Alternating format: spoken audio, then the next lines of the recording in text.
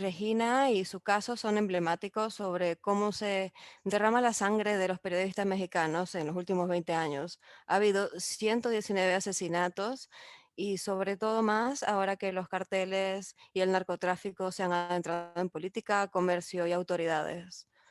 Esta es una trágica realidad que se repite en casi todo el mundo. Se ha vuelto mucho más peligroso trabajar con casos de corrupción que en zonas de guerra y de hecho hay más personas que han muerto de esta manera. A veces la colaboración es la única manera de mantener vivo el trabajo y hemos visto evidencia de ello cuando los periodistas se unen para terminar las historias de los asesinados como Dafne Caruana Galizia en Malta y Jan Kuciak en Eslovaquia. Esas historias han tenido todavía mucho impacto. Antes de empezar, les quiero presentar a nuestros colegas maravillosos que van a hablar del tema con nosotros hoy.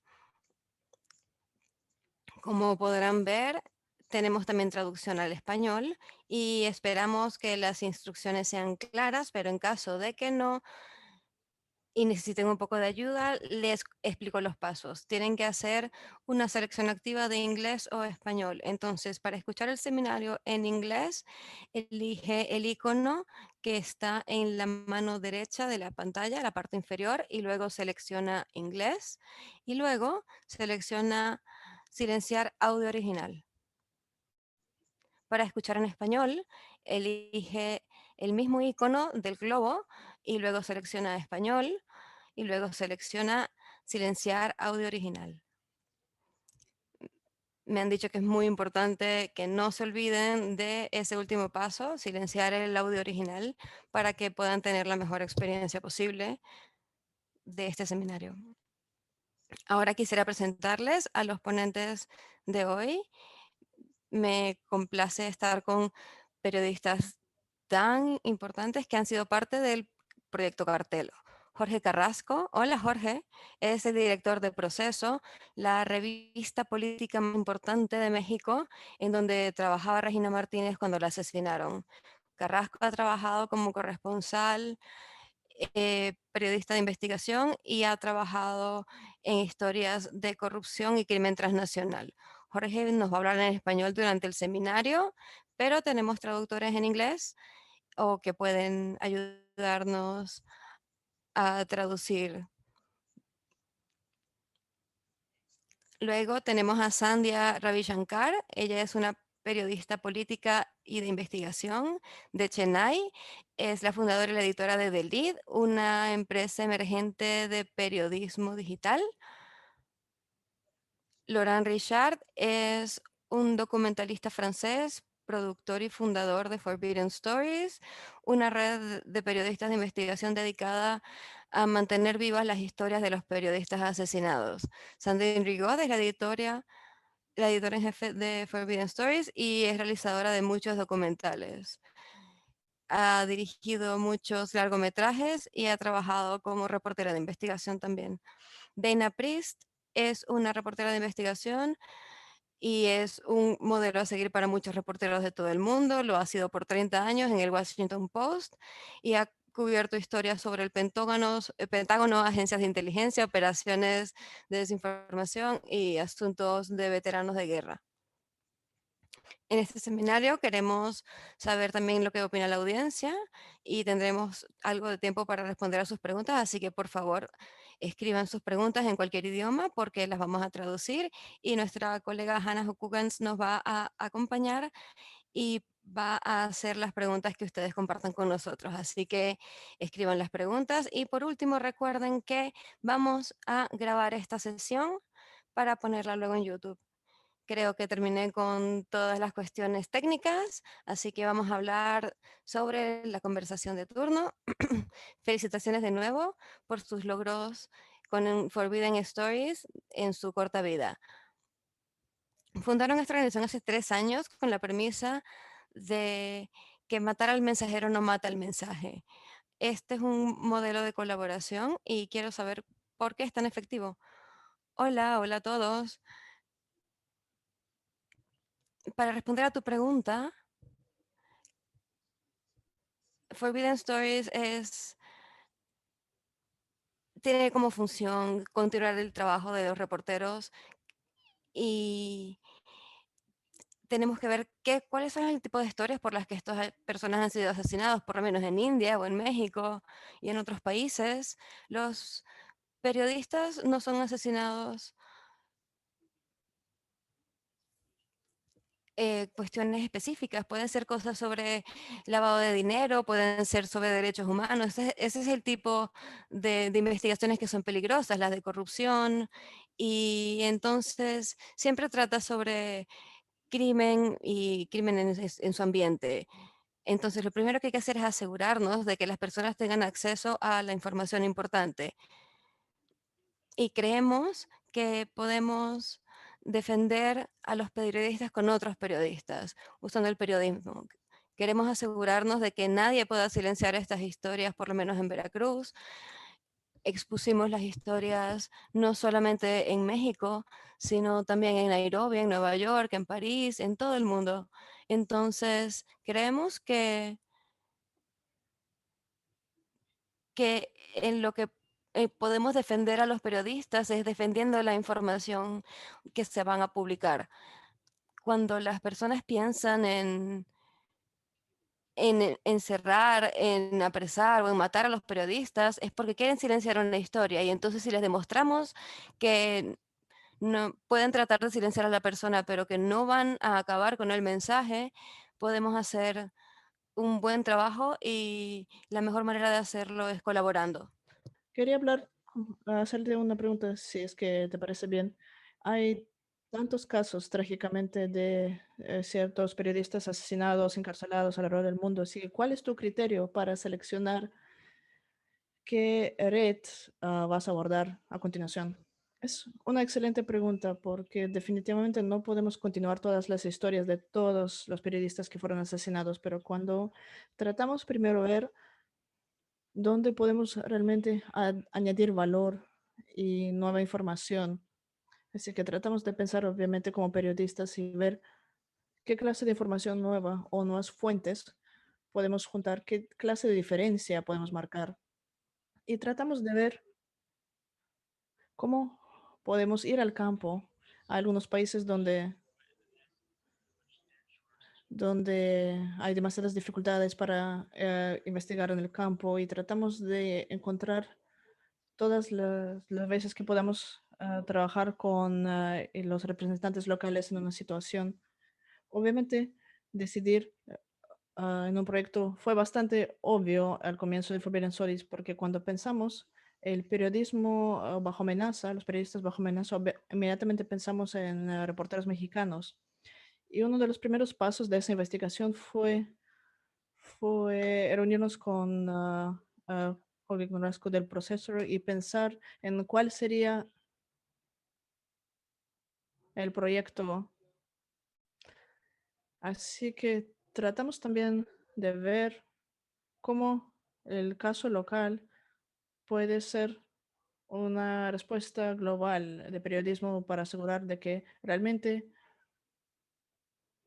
los hallazgos principales puedan publicarse en todas partes y mandar una señal fuerte. Así que cuando hicimos el Cartel Project fue muy interesante porque obviamente los carteles de drogas tienen grupos de crimen organizado que trabajan con ellos en todos los continentes. Así que tenía sentido tener un grupo, un task force global para enfrentar una red global. Así que así es como intentamos elegir algunos casos y luego pasamos 10 meses trabajando en eso. Y logran 119 periodistas asesinados en México en los últimos 20 años. ¿Cómo decides enfocarte en Regina Martínez específicamente? Regina fue asesinada en 2012 y estaba trabajando para Proceso. Fue, necesitábamos realmente entender qué sucedió en ese tiempo, entender el contexto y el proceso fue el socio perfecto para proveer todo el entendimiento que necesitábamos y el trasfondo que necesitábamos. Regina fue El asesinato de Regina fue un asesinato con muchas consecuencias en México, porque inmediatamente la impunidad detrás del asesinato proveía el comienzo de una nueva ola de asesinatos en México. Así que el caso de Regina fue muy importante y realmente no fue resuelto como muchos casos de periodistas mexicanos. La tasa de impunidad es realmente alta. Así que el asesinato de una periodista con impunidad, cuando otras personas ven esto, que la mente criminal detrás de eso no está asesinada, no es arrestada, eso le da luz verde a tomar actos de violencia contra otros periodistas. Así que ahí fue cuando decidimos enfocarnos en el caso de Regina y tratar de investigar su asesinato, pero también continuar su trabajo. Lauren, voy a pasar a Sandrine y mientras tanto me dicen que si quieres poner tu video, es mejor que desconectes tu headset. Sí, voy a desconectarlo. Mientras tanto, mientras revisas eso, Sandrine, quería preguntarte, tú eres editor en jefe y tienes un trabajo asombroso, debo decir, de mantener a todos unidos y enfocados, periodistas a través de fronteras y diferentes oficinas. Podemos tomarnos un paso hacia atrás y pensar en colegas que quieran aprender a hacer esto. ¿Cuáles son los pilares de la metodología que les ayuda a hacer un proyecto de ese alcance? El primer pilar es quizás ah, obtener el consejo de Marina Walker. No es una broma, yo tengo una historia. Fue en septiembre del 2019 y yo nunca había hecho, nunca había hecho este tipo de trabajo antes. Estaba dirigiendo una película y no tenía idea de cómo funcionaba esto. Para cada conferencia, mi primera conferencia, para cada intercambio, Am, me diste muchas pistas, muchas ideas y mucho apoyo. Y esto fue muy importante porque las personas nunca te enseñan el periodismo colaborativo. Los periodistas no saben cómo colaborar. Así que fue algo bastante nuevo. Si es que y tú lo has hecho por mucho tiempo, en el ecosistema de medios no es algo común. Así que este es el primer pilar. El segundo es rodearte con periodistas muy motivados. Este es el criterio principal. Tienes que trabajar con compañeros, con socios que están muy involucrados y creen en el proyecto, están muy involucrados en el proyecto, tienen esta gran oportunidad. Tuve esta gran oportunidad con el Cartel Project. También hemos trabajado con periodistas que tienen el tiempo de enfocarse en el proyecto, porque a veces están motivados, pero no tienen el tiempo que necesitan, porque el editor podría darles otras tareas. El éxito del Cartel Project dependía del involucramiento de los compañeros. Me acuerdo muy bien cuando Daniel Priest y Antonio Vaquero empezaron a indagar. Esto creó un incentivo para los demás periodistas y un círculo muy virtuoso. Así que creo que es un pilar muy importante. Tiempo también es un factor clave porque fue una investigación de 10 meses, pero así parece muy largo, pero en realidad es muy corto. Cuando son 60 periodistas organizados y organizamos el viaje a Veracruz, no es lo mismo cuando estás haciendo tu propio documental y estás tratando de organizar un viaje con 3 o 4 periodistas. Tienes que anticipar todo, retos de seguridad. A veces el tiempo a veces te juega en contra porque puede que estás involucrado con noticias. Esto también pasó con el Carter Project. Así que tienes que ser muy organizado y anticipar todo y nunca entrar en pánico.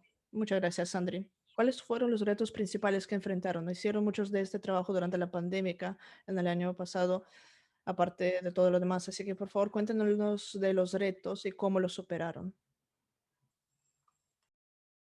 Disculpen. Quizás uno de los retos fue, por supuesto, la seguridad y la seguridad de esta investigación. Nosotros, cuando empezamos un nuevo proyecto con Forbidden Stories, el asesino sigue libre y sabemos eso, por supuesto, que es peligroso. Uno de los retos es cómo no poner en peligro a otros miembros de Forbidden Stories en la investigación. Mientras tanto, la colaboración realmente se trata de protección. Cuando tocamos la puerta de alguien que queremos entrevistar, nosotros les hacemos saber de que no solo somos uno, sino 60, y eso puede hacer una gran diferencia porque eh, ahí no pueden parar a 60 periodistas. Así que un gran reto fue poner un protocolo de seguridad.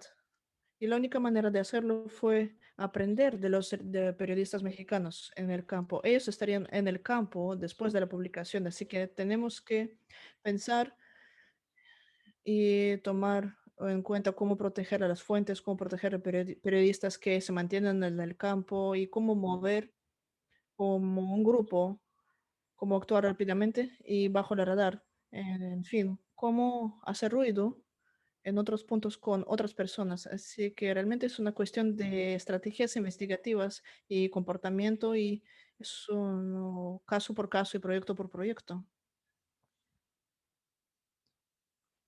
Sandrine, ¿quisieras añadir algo? Sí, los retos de seguridad fueron los mayores retos que tuvimos en el proyecto. Fuimos a México para reunirnos con Jorge y otros periodistas antes incluso de empezar el proyecto, de tener una idea clara de las medidas que teníamos que tomar.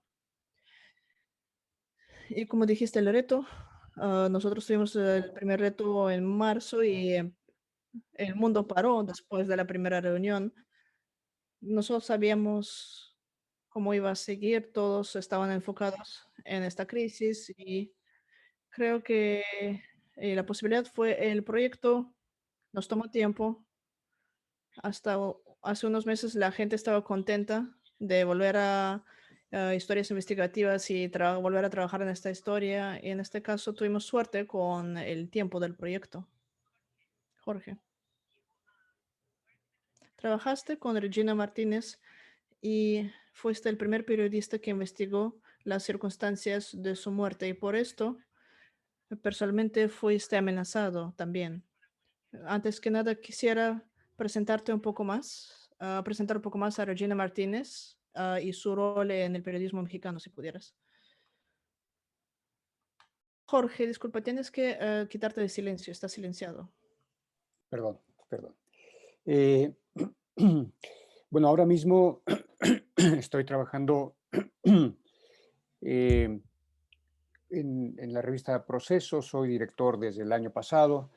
La revista Proceso es un semanario dedicado a la investigación en temas políticos sobre todo.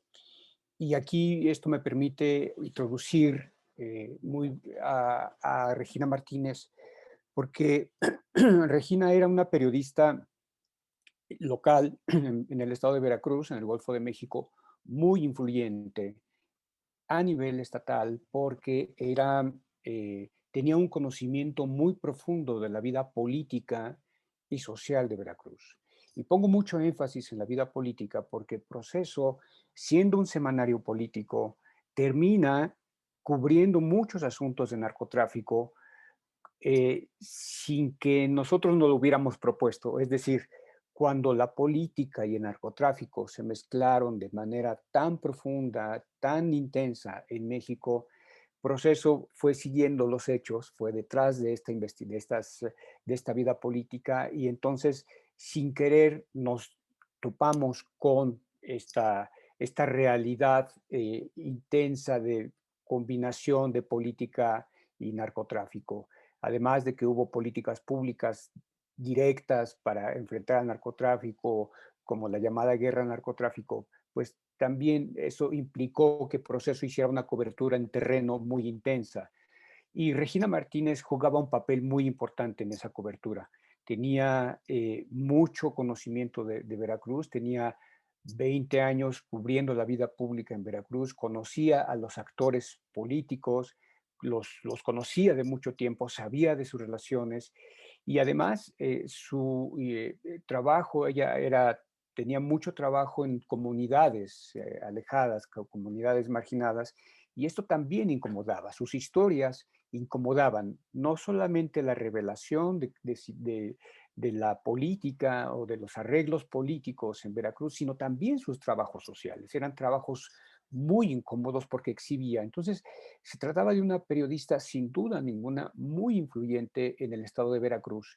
Y su asesinato vino a representar, como bien decía Logan, una nueva etapa del periodismo en México, muy lamentablemente, porque si bien es cierto, ya existían algunos asesinatos de periodistas locales, cuando el asesinato de Regina representa una escala muy importante en la agresión contra el periodismo, contra los periodistas en México. Se trató por primera vez del asesinato de una periodista nacional y sobre todo de un medio tan influyente como Proceso, tuvo una influencia enorme y fue un mensaje muy poderoso por parte de los agresores en relación con la prensa en México.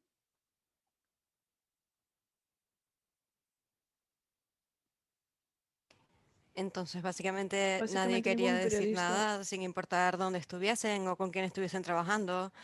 Regina Martínez, según sabemos, era una persona muy reservada, pero compartió contigo algunos de sus miedos unos meses antes de que la matasen. ¿Puedes decirnos un poco, contarnos qué te dijo en esas conversaciones? Sí, fue unos 4 o 5 meses antes de su asesinato. Tuvimos una reunión de todos los periodistas del Proceso a propósito de un aniversario de la revista. Nos juntamos y en esa ocasión, en el mes de noviembre de 2011, eh, Regina, que era muy reservada, mm, se detuvo durante mucho tiempo a conversar conmigo, durante un buen rato, a contarme los temores que tenía, el temor de se percibía en sus palabras eh, la, el temor que tenía no solo ella, sino toda la prensa en Veracruz. Y ante esta situación que ella la palpaba, porque la conocía muy bien, em, ella decidió no cubrir más temas de seguridad. Eh, Cuando ocurría algo, porque en ese momento estaban sucediendo muchas cosas en Veracruz, cuando ocurría algo en Veracruz, los periodistas de Ciudad de México íbamos a cubrir a Veracruz, por supuesto con la ayuda de Regina, pero ella había decidido no firmar más sus textos porque sabía que la situación era muy crítica, sabía quiénes eran, habló de la vida política, pero también de los cuerpos policiales y de la seguridad que en ese momento estaba en manos de la Marina de México, pero también la participación del ejército. Es decir, era una mezcla bastante confusa para saber qué estaba pasando, porque al mismo tiempo las muertes iban creciendo, creciendo, y la decisión de Regina fue no informar, excepto lo que diera a conocer el gobierno estatal, y por lo tanto los periodistas de Ciudad de México, los periodistas nacionales, íbamos y fuimos a cubrir esta situación en Veracruz, y ese fue mi caso.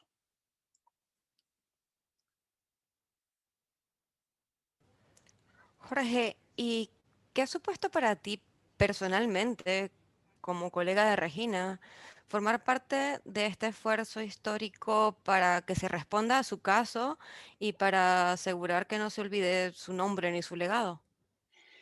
Yo estoy enormemente agradecido con Forbidden Stories porque eh, 8 años, estamos por cumplir ya 9 años del asesinato de Regina y parecía que iba a quedar archivado como un caso más de impunidad en México. eh, eh, y cuando Sandrine y Logan vienen a Proceso, proponen el proyecto, yo me entusiasmé muchísimo, no solo como director, sino como el periodista que cubrió el asesinato. Y me vi en ese momento que era una oportunidad importante para retomar eh, lo que nos había dejado profundamente insatisfechos. Es decir, hubo una versión oficial de un asesinato por motivo de robo, con una mezcla pasional, que evidentemente no nos dejó claros qué es lo que pasó con el asesinato de Regina. Y cuando nos reunimos en París en marzo del año pasado y al compartir con tantos colegas interesados en el tema, la verdad es que resultó un gran incentivo para Proceso mantener porque nos permitió mantener el tema vivo. Y en el curso de la investigación, me parece que lo más significativo fue que que los periodistas internacionales constataran de primera mano em, las dificultades que existen en México para esclarecer lo que pasa con el asesinato de periodistas. En México tenemos un nivel de impunidad del 98% en general, y los periodistas, y la situación de los periodistas no escapa a eso. Entonces, cuando nuestros colegas de Europa, de Estados Unidos, constatan de mano directa y lo informan a sus lectores, me parece que se convierte un caso que era inicialmente local y en todo caso nacional, por ser una revista nacional, se convierte global, en global. Y entonces el mundo pone atención, pone luz en un caso que evidentemente afecta a toda la prensa, en el caso de México, en el caso de toda la prensa en México. Entonces fue absolutamente importante, muy trascendente haber retomado esta historia.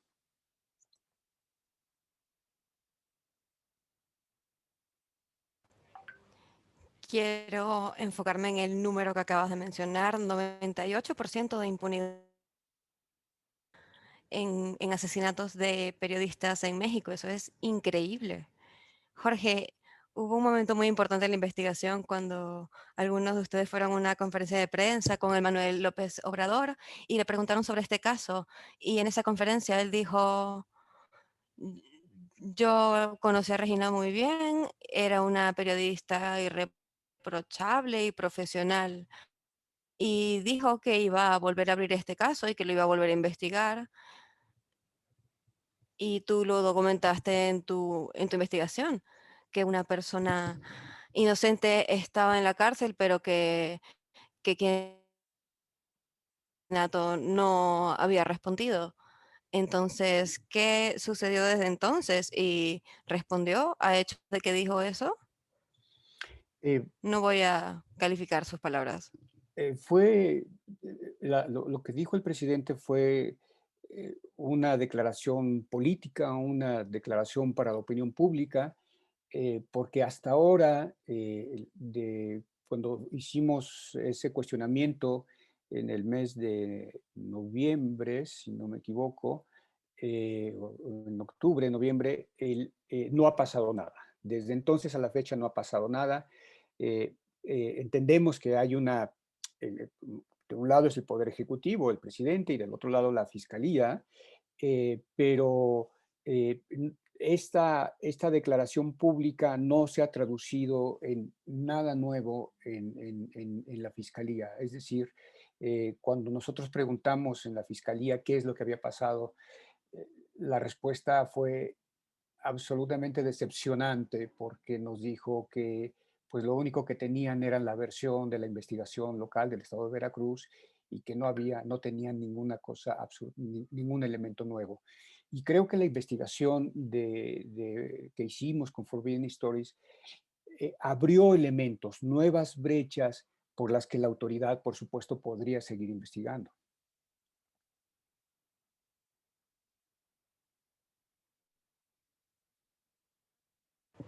Hablaremos más de eso, sobre cómo mantener en estas historias y mantener la presión, pero ahora voy a hablar con Sandia en India. Sandia, en 2019 Forbidden Stories hizo una investigación, Green Blood, y tú fuiste una de las periodistas cuyo trabajo fue continuado por la red, porque recibiste muchísimas amenazas cuando estabas investigando la minería ilegal de arena en Tamil Nadu.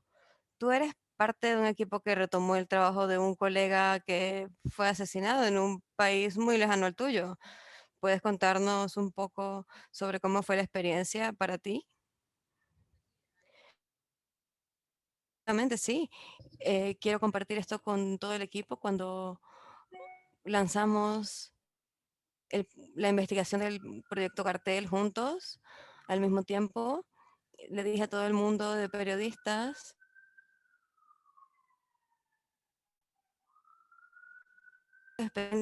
ha sido muy emocional para mí porque simplemente porque en los últimos años, antes, cuando yo había estado bajo amenazas, esta colaboración que ocurrió en 2019 por el proyecto Green Blood se convirtió en una red de seguridad para mí personalmente, y esto porque todos los periodistas del mundo se unieron para continuar con esta investigación y que estaba incompleta en ese momento, pero con el esfuerzo juntos dijimos, ¿sabes qué?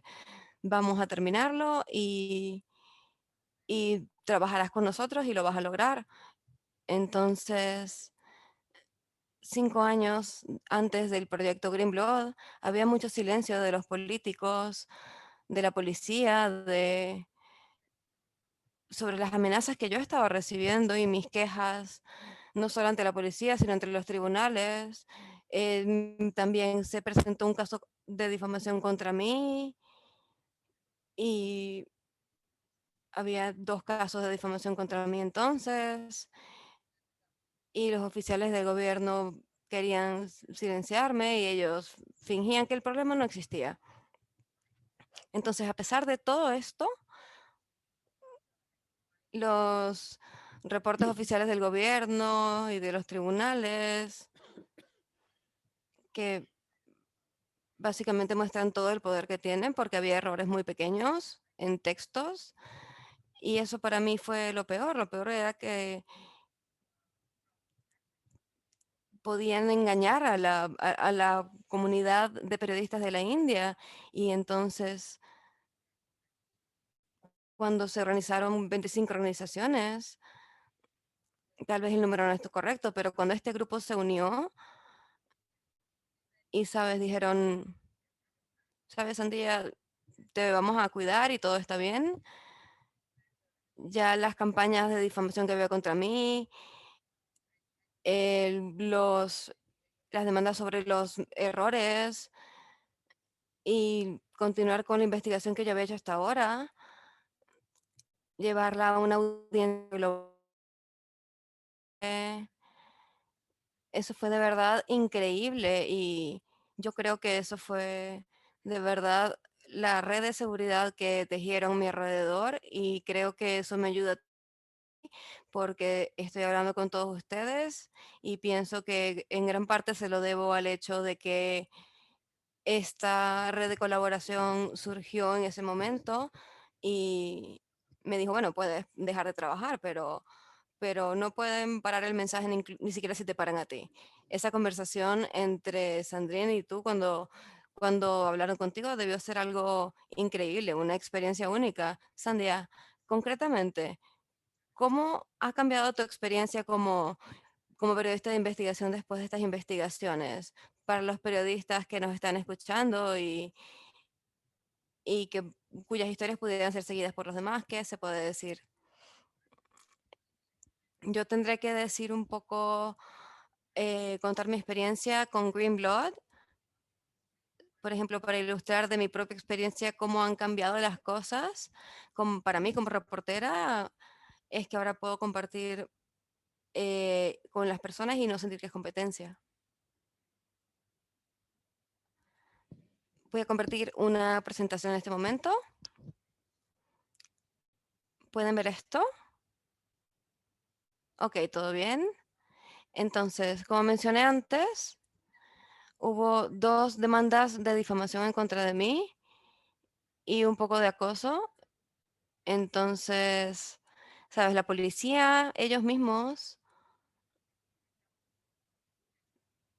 buscaron las grabaciones de mí caminando y encontrándome con una fuente en un café, pero al encontrarme con una fuente en este café, la policía fue a buscar las grabaciones y luego estas imágenes fueron publicadas por una persona anónima.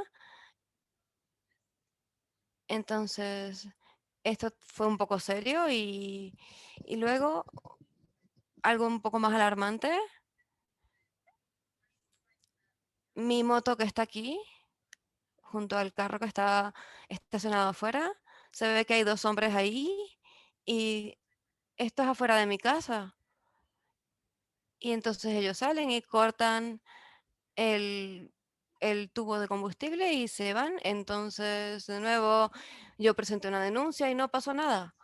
Entonces, mi primera reacción cuando Forbidden Stories apareció en el proyecto Green Blood, cuando vinieron dos de los periodistas y querían entrevistar y filmar los problemas de los mineros en el lugar. Y desafortunadamente los mineros no se comportaron con impunidad en ese momento, pero lanzaron una teoría de conspiración increíble, se las dijeron a todas las agencias de investigación y creo que durante un montón de agencias en la India las llamaron, decían que eran espías franceses y un ministro de la India hizo conferencias de prensa diciendo que esos dos periodistas franceses habían venido a robar secretos nucleares.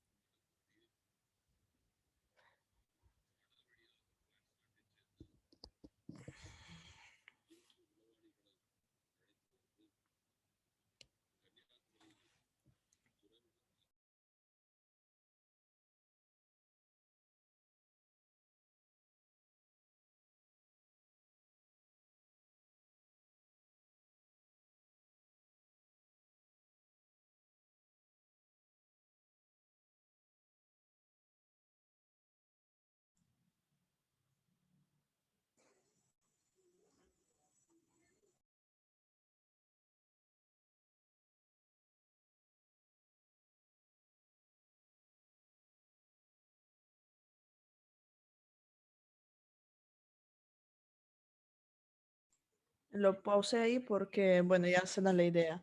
Todo se trata de espías franceses que vienen a robar secretos nucleares. Jules se volvió muy famoso entonces en Tamaulipas. Pusieron pósters en Cañaculi, en el distrito de Cañaculi. Dijeron, hay espías franceses. Si es que hubiera espías franceses, la gente estaría al tanto. Esto estaba en todas las paredes de Cañaculi.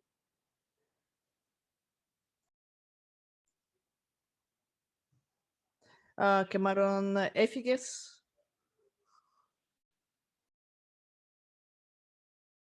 Creo que esa debió ser la de Jules. Eso es básicamente lo que les quería mostrar, de todo lo que pasó. Esta fue la primera reacción a, a un equipo de periodistas que habían venido de Francia a investigar esta historia muy problemática. La segunda reacción fue muy diferente a la primera de los mineros. Los mineros pensaron que se habían deshecho de Jules y Arthur y dijeron, "No, que nunca van a regresar, nadie los va a cuestionar, nadie va a volver a tocar la historia", pero eso no pasó.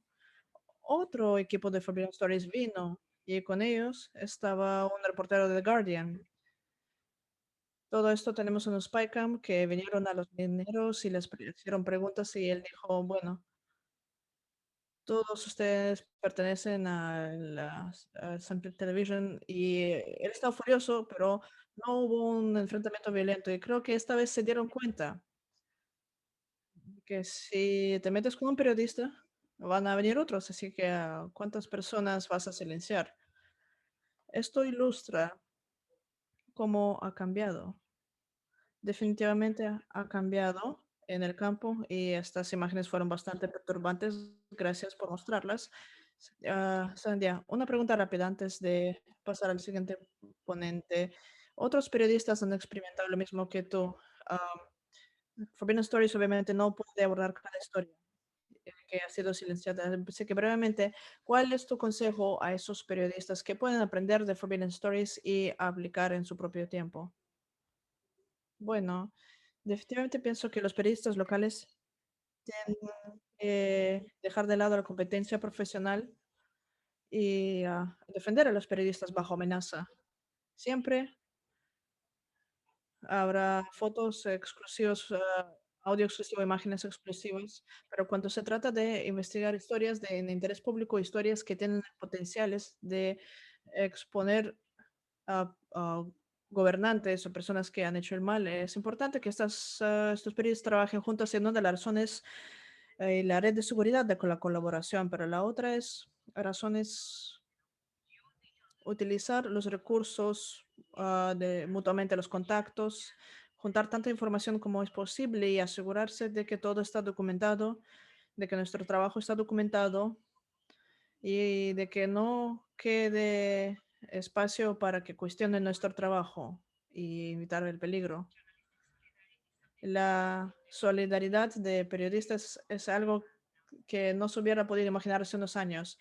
Quiero agradecer a nuestro público por sus preguntas, las veo y estamos muy cerca de darle la bienvenida a nuestra colega Hannah para poder hacer esas preguntas, pero ahora pasamos a Dana. Primero, Dana, durante toda tu carrera, tus historias han cambiado leyes y políticas y han creado cambio de sociedad, pero más que nada has trabajado sola, por lo que entiendo, o con equipos propios, o en el periódico The Washington Post en los últimos 30 años. Así que, ¿por qué decidiste unirte a esta colaboración? ¿Y fue una decisión difícil? Bueno, gracias por tenerme. Antes que nada, estoy feliz y sorprendida de estar aquí porque francamente no fue una decisión que yo hice. Mi editor dijo, por favor, haz esto. Y yo dije, bueno, no lo sé. Y dijeron, no, por favor, hazlo. Tuve un poco de escepticismo al comienzo y yo soy en general muy escéptica porque no solamente estás lidiando con periodistas con los que no te puedes reunir, sino que están en diferentes culturas. Pero lo que encontré y me uní un poco tarde, así que cada mañana me despertaba y nos comunicábamos mediante en Signal y cada mañana me despertaba y tenía como 40 o 50 mensajes de Signal y siempre me atrasaba. Así que todo el tiempo que estaba trabajando en esto fue un poco frustrante al comienzo, pero para mí fue una experiencia muy importante en mi carrera por varias razones. Una es que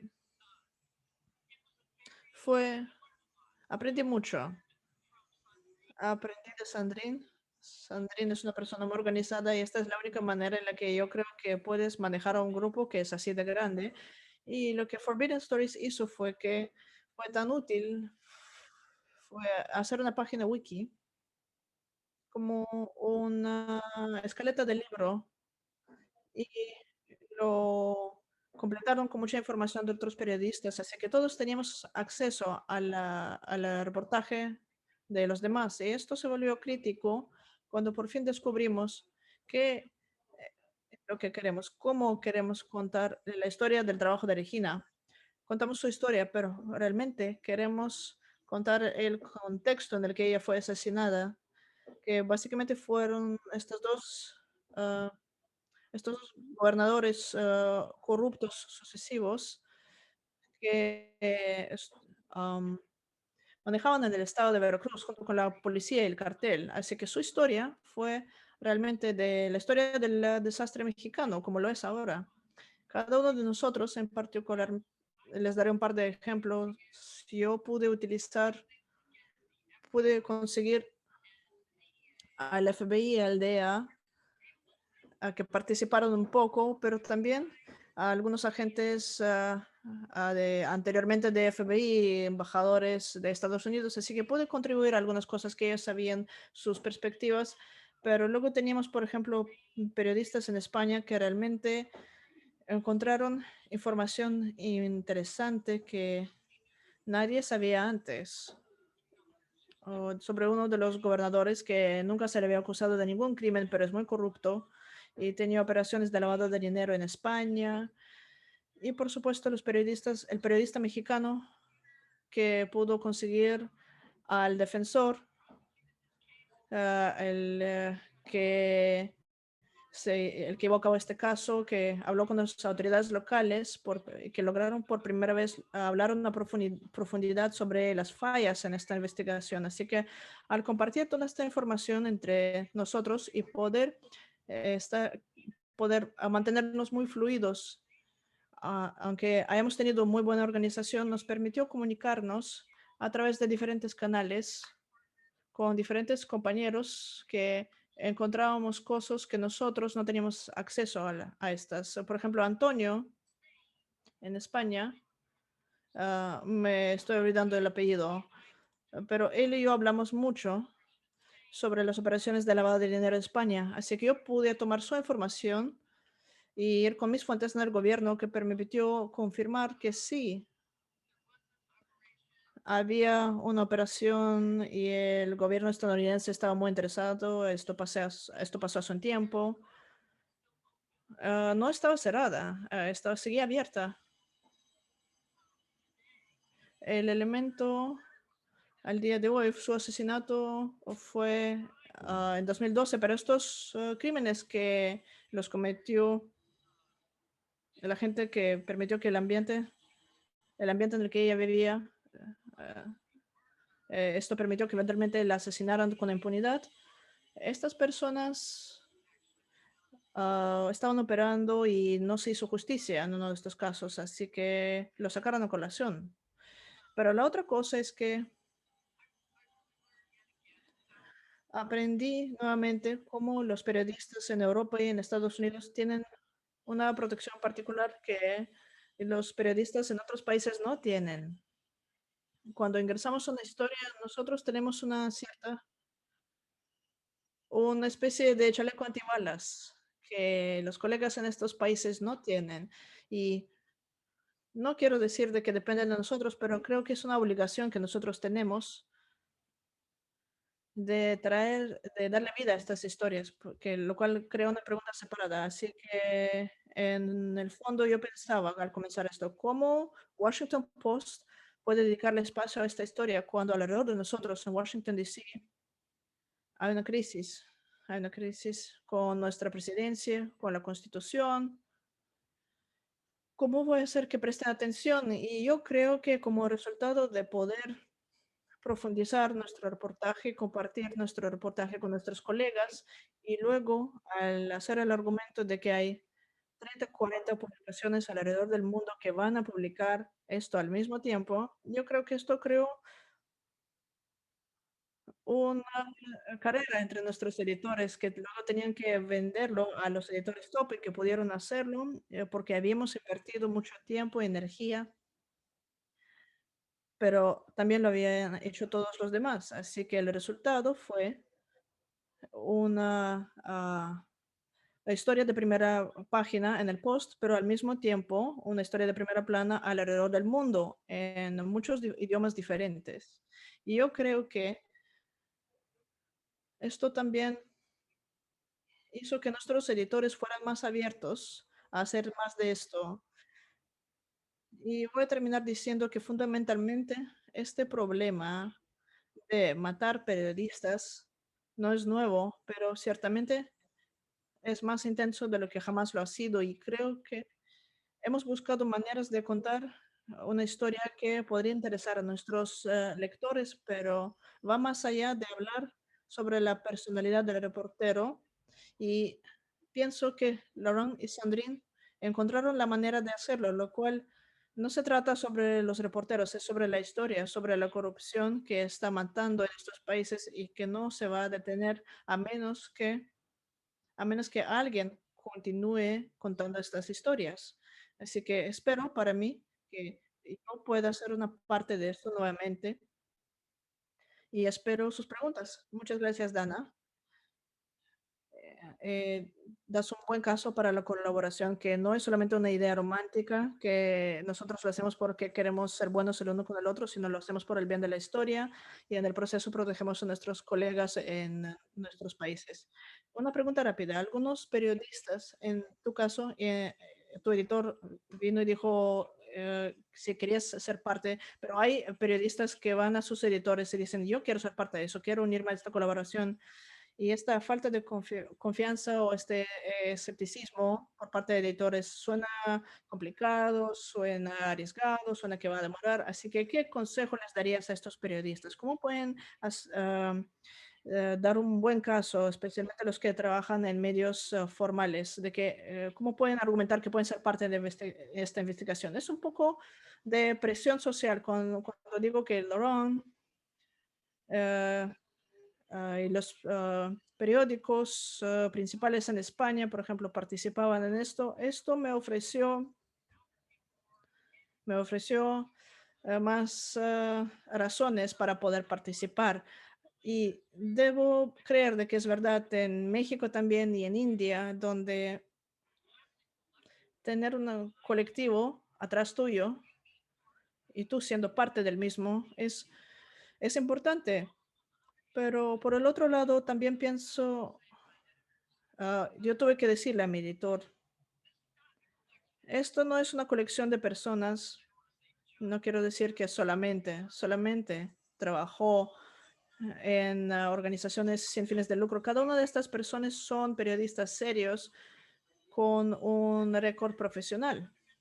Y la otra metodología que utiliza Forbidden Stories es de manera inherente, es más aceptable en cada publicación. Es que nosotros no estamos diciendo que vamos a publicar la misma historia en todas partes. Yo no publiqué la misma historia que mis colegas en Francia y Alemania publicaron. Nosotros tenemos acceso a la misma información, pero todos escribimos nuestras propias historias que podrían apelar a nuestro propio público. Y esto es el beneficio de independencia y nosotros hicimos nuestras propias historias. Hay un grado de independencia que creo que no la tienen todas las colaboraciones, pero le pueden asegurar a tus editores que vas a cumplir tus estándares, vas a revisar los hechos tú solo y detallar el trasfondo de los otros reporteros con los que estás trabajando. Son muy buenos tips. Es verdad de que la presión social funciona especialmente con los editores. En la universidad solemos llamarlo el miedo de perderte algo y lo otro es en una verdadera colaboración y tiene que haber independencia editorial. Cada socio tiene control editorial sobre su propia historia y eso ayuda mucho. Yo añadiría una cosa más rápidamente, que es muchos artículos lo que les gustan hacer historias internacionales, pero no tienen los recursos y no pueden mandar un solo reportero alrededor del mundo. Pero esto les da la oportunidad de hacer esto, de proveer reportaje internacional original de problemas globales, y hay muchos problemas globales estos días y que tienen que ser resueltos de manera global, como el lavado de dinero y drogas, del tráfico de drogas, por ejemplo. Así que esto les permite jugar en este campo. Y yo creo que es otro atractivo, otro punto para vender esto. Vamos a pasar a nuestra colega Hannah para que pase a las preguntas del público. Mientras ella se esté uniendo, quiero pedirle a Laurent y Sandrine y cualquier otra persona que se quiera unir, ¿cómo mantenemos la presión? En el caso, por ejemplo, de Regina Martínez, ¿cómo nos aseguramos de que López Obrador no se salga con la suya simplemente en dar un discurso político y cambiar las cosas? Es una muy buena pregunta y que es difícil de contestar, cómo mantener la presión. Nosotros como periodistas hicimos nuestro trabajo, que es entregar la historia a la opinión pública en múltiples idiomas. Así que nos aseguramos de que las personas tengan acceso al contenido y que sepan más sobre cómo operan los carteles de drogas. Y luego los defensores de todas las organizaciones pueden unirse al esfuerzo y asegurarse de que tengamos cambio en la sociedad civil, de que haya más impacto en resolver el caso. Si es que el presidente está dispuesto a reabrir el caso, la presión tiene que continuar sobre sus hombros. Por esto ahora hay algunas organizaciones que están haciendo trabajo de defensoría. eh, Están tomando el proyecto Cartel, The Cartel Project, y poniendo presión en el gobierno mexicano para asegurarse de que sea el caso para Regina o el señor que ahora está encarcelado por el asesinato de Regina, el inocente, que tiene que ir libre. Pero como periodistas hicimos nuestro trabajo y añadimos a este mecanismo de defensoría, que es el que debe incrementar la presión. Gracias, Laurent, y bienvenida, Hannah. Por favor, sigue. Saludos.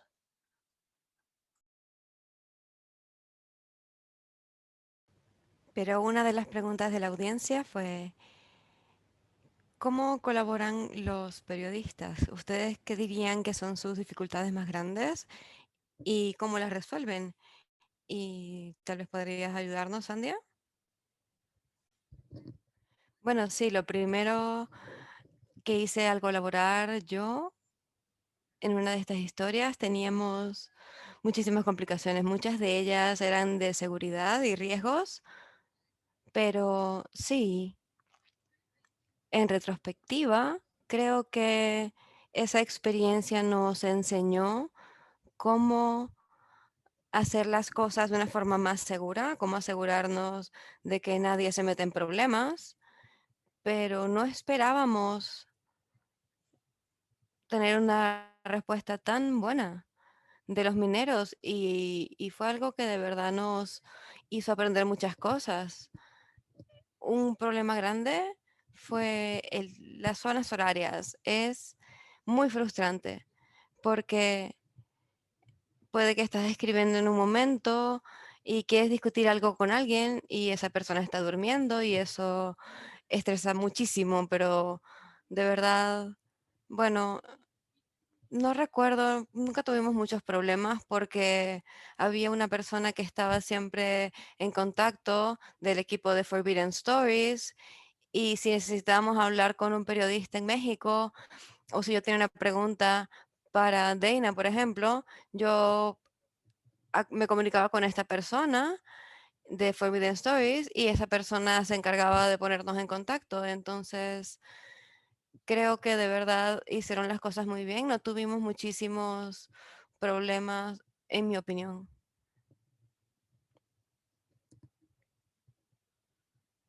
¿Alguien quiere responder eso? Dana, yo sé que ya has hablado un poco, pero bueno, al final, cuando todos estamos haciendo revisión de los hechos, o tú sabes, cuando todos estamos un poco bajo presión, debo decir que para ese momento ha habido muchísima camaradería entre nosotros, ha habido muy buen humor, estamos escribiendo sobre cosas terriblemente deprimentes y encontramos la manera de animarnos y de apreciarnos unos a otros. Yo quería ir a México por el virus, no lo hice, pero sigo muy preocupada y sorprendida por los periodistas locales que reportaron con nosotros y que siguen ahí. Y también los periodistas que han ido a México. Hubo 2 o 3 equipos que sí fueron a México y que tuvieron entrevistas que yo no pude. Y entonces creo que esto es parte de entender cómo trabajar, cómo hacer lo máximo, cómo sacarle el máximo provecho a la colaboración. Es lo mismo como que sacarle el máximo provecho a tus fuentes, respetarlas, eh, sabes, tratarlas bien, compartir con ellas. Bueno, uno no comparte tanto con las fuentes, pero este era un asunto importante, no un problema. Cuando yo decidí que iba a dejar toda la competitividad con mis colegas de lado y que iba a compartir todo lo que pudiera cuando lo tenga, en cuanto lo tenga, excepto los nombres de mis fuentes confidenciales. En cuanto lo comencé a hacer, de hecho, yo creo que, bueno, no sé, pero creo que otras personas estaban haciendo lo mismo y de verdad pudimos tener conversaciones muy detalladas sobre ciertos tipos de información que hacen que la historia sea muchísimo más rica y más profunda, y eso lleva a un espíritu de muchísima colaboración. De nuevo, eso puede parecer raro para los periodistas. Y solo para agregar algo a lo que dijeron ya antes, entre las dificultades, creo que una dificultad grande fue cuando tienes una colaboración así, es coordinar y cómo distribuir las cosas. Necesitas a alguien como Sandrine, alguien que se haga el cerebro y el piloto de este avión enorme, y tiene 200 pasajeros y, y ella tiene que ir en orden con que todos los pasajeros entiendan todo y ella está viendo todo a la vez. Y esto es algo muy importante, es fundamental. El tiempo del proyecto, cómo distribuir el trabajo, cómo agregar a grupos distintos, cómo asignar los líderes y organizar a 20 noticieros a la vez es algo que no solo es romántico, como dije hace un día, sino que también necesitas reglas y normas, pero son para protegernos unos a otros y hay muchísima confidencialidad y por eso hay que crear camaradería al final, o se crea camaradería al final.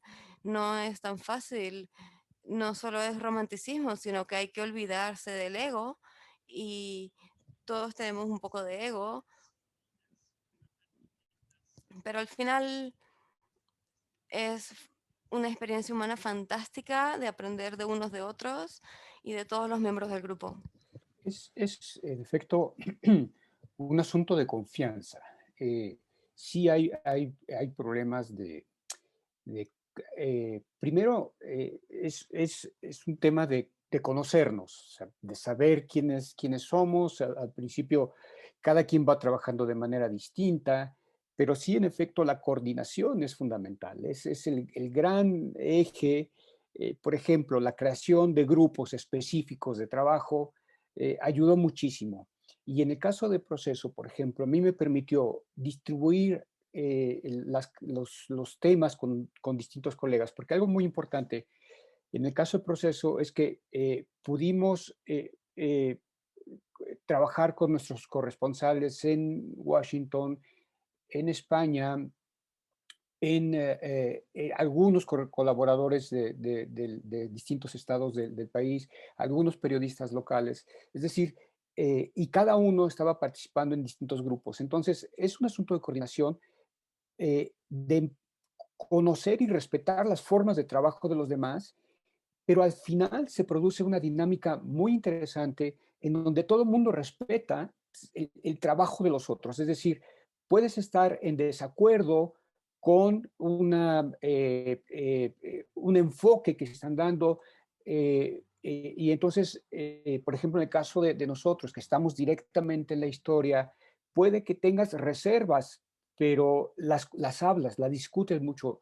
Todavía, por ejemplo, unas horas antes de la publicación, conversábamos con Lohan y Samrin respecto de un tema en específico del que Proceso se separaba un poco, pero es lo que decía Dana. Al final, cada medio tiene su independencia editorial y decide qué trabajar qué utilizar del trabajo colectivo. Entonces, este tema de coordinación, de respeto y sobre todo de confianza es lo que fortalece el resultado final.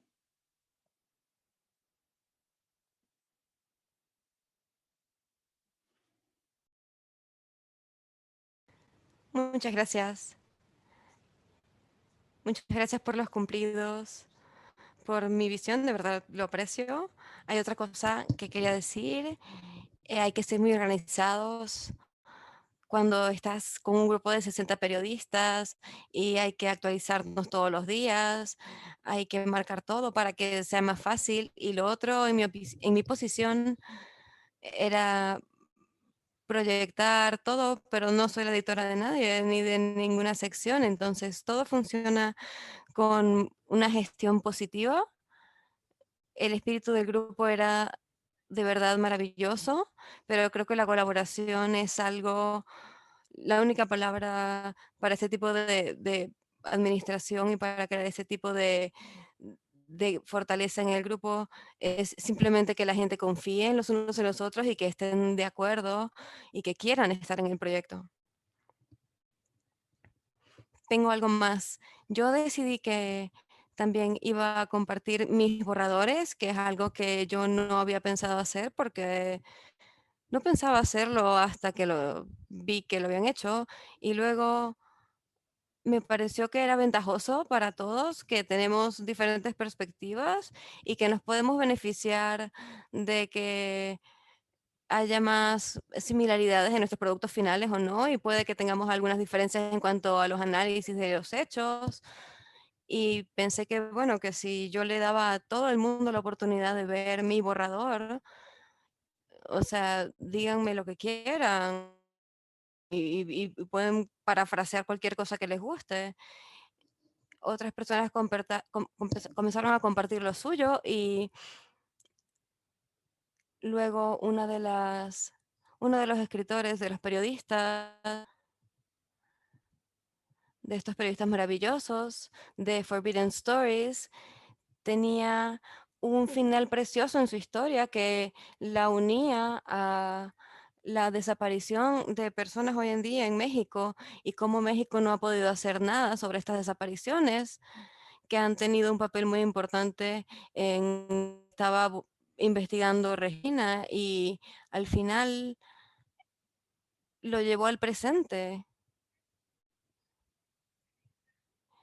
Eso podía llevar la idea y cambiar mi propio final. Eso me pareció una idea maravillosa y porque todos estábamos compartiendo, yo tomé también esa idea, la cambié y la agregué a mi historia después de ver cómo ella había terminado la suya. Entonces, mientras más podamos practicar, mientras más lo hagamos sin quebrar la confianza o la confidencialidad de las fuentes, podemos hacerlo.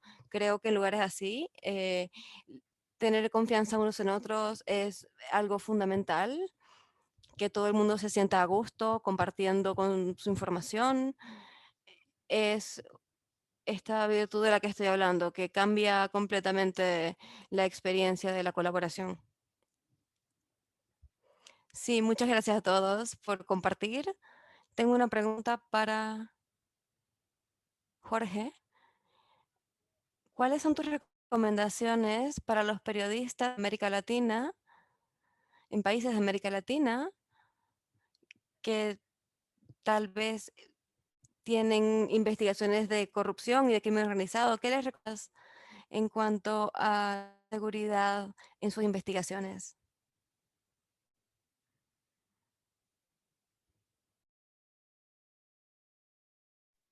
Eh, Hay protocolos básicos de seguridad, por supuesto, eh, pero después de trabajar en proyectos como Panama Papers, de esta historia de Forbidden Stories, yo creo que un elemento básico tiene que ver con la seguridad de las comunicaciones. Esto es importantísimo.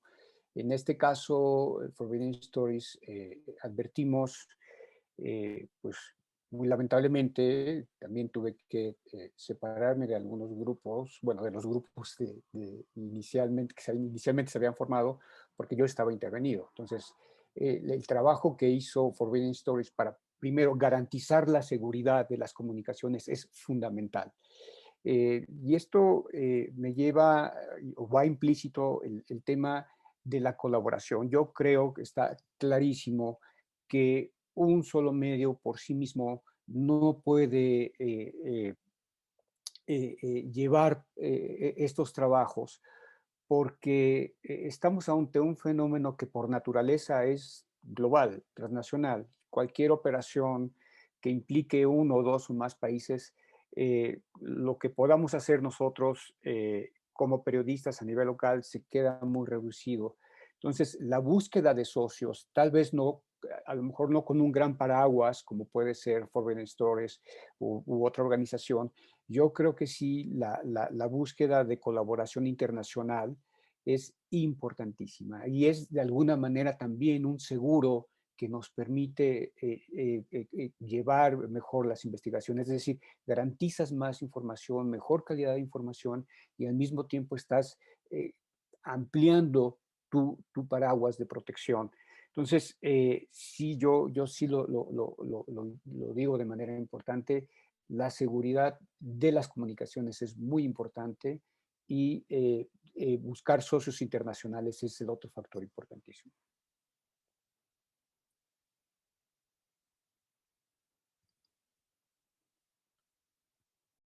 Gracias. Ese es un muy buen consejo. Tengo otra pregunta para Laurent y para Sandrine. ¿Qué es lo siguiente para Forbidden Stories? ¿Y hay otros casos que quieran seguir ahora? Y sí,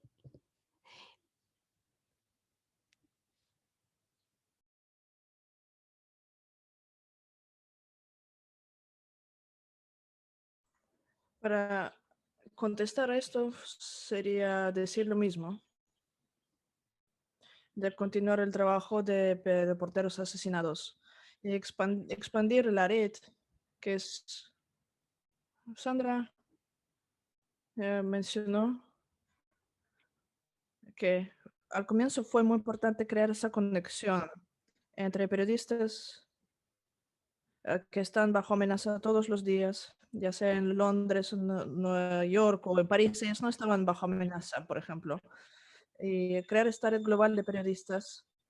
Yo creo que el crear esta red y como Jorge está explicando, está dentro de cada uno de nosotros, cómo puedes trabajar y crear esta confianza. Así que proyecto tras proyecto, desde el proyecto Daphne y el proyecto Cartel, podemos mostrar cómo trabajamos, aprender de nuestras experiencias y nuestros fallos y mostrar que básicamente somos periodistas enfocados en las historias, protegiendo a los periodistas y asegurándonos de que la gente tenga acceso a historias importantes. Es lo que estamos haciendo paso a paso con esta nueva organización. Gracias. Tengo una pregunta final ahora para cualquier persona que quisiera responderla. ¿Cuál es la mejor manera de encontrar oportunidades para colaborar en historias como estas? Hay muchas preguntas sobre cómo las personas se pueden involucrar en algo así. Así que, ¿tienen algún consejo o lugares donde las personas pueden buscar oportunidades para esto? No sé si Sandrine o quizás alguien quiera hablar sobre esto, pero básicamente nosotros estamos abiertos a trabajar con periodistas que quieren unirse a proyectos colaborativos y dispuestos a hacer ese tipo de trabajo con nosotros. Así que mientras más seamos, mejores serán nuestras historias y más sólidas serán nuestras historias.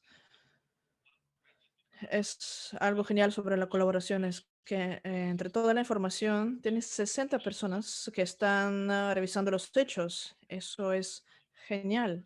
En un periodo de tiempo donde tienes desconfianza de los medios, de la opinión pública hacia los medios, es genial mostrar que puedes restaurar esa confianza. Así que básicamente podemos trabajar con reporteros investigativos en todo el mundo. Puedo añadir una cosa. He notado que muchas personas en el mundo, incluso en Kashmir, que han venido a ver esto. Y creo que las buenas historias descansan sobre las buenas pruebas. Así que tienen que haber personas que están viendo esto, que tienen pruebas de sus gobiernos siendo malhechores contra los periodistas o algo por el estilo. Y eso quizás es algo que no quieres publicar solo porque es demasiado arriesgado.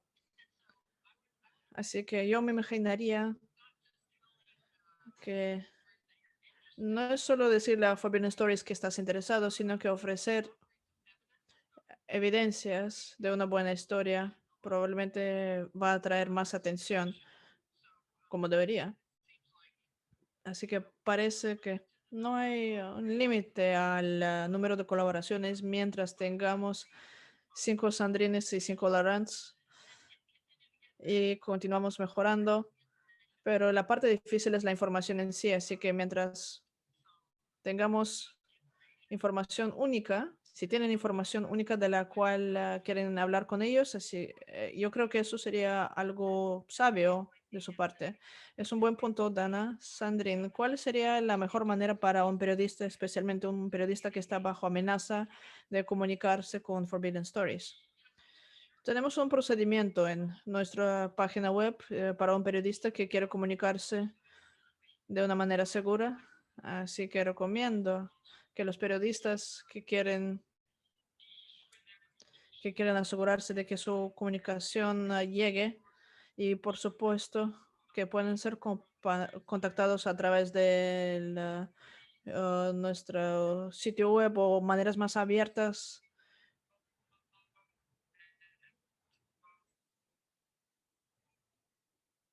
La manera de dejar mensajes, de documentar. Gracias, Sandrine.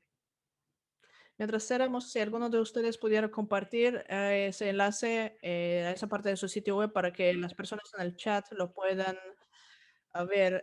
Tenemos que cerrar esto. Ha sido una conversación increíble, inspiradora. Quiero agradecerles a todos, Sandia, Jorge, Dana, Sandrine, Laurent. Muchas gracias por liderar, por inspirarnos y por honrar la colaboración periodística.